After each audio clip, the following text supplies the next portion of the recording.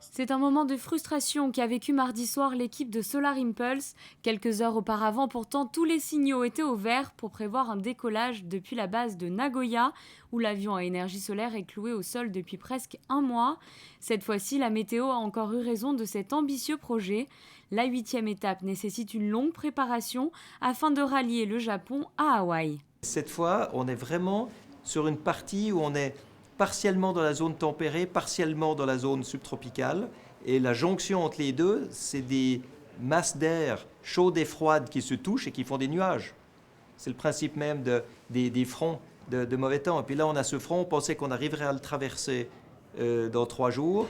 Et puis les dernières prévisions qu'on a eues, mais 5 minutes avant qu'Audrey décolle, montraient qu'on passait plus.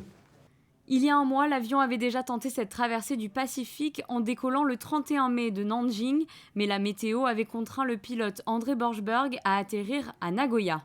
C'est une décision qui était difficile à prendre pour décider de partir, parce que c'était un petit peu limite, mais on s'est dit qu'on pouvait y arriver. Et ensuite, ça a été une décision encore plus difficile à prendre d'annuler le départ, parce qu'on a vu que les prévisions à 3 ou 4 jours étaient en train de se péjorer et qu'on ne pouvait pas prendre ce risque-là. Donc, c'est vraiment difficile, on joue avec des prévisions à 4 ou 5 jours, c'est pas très précis, ça donne une impression.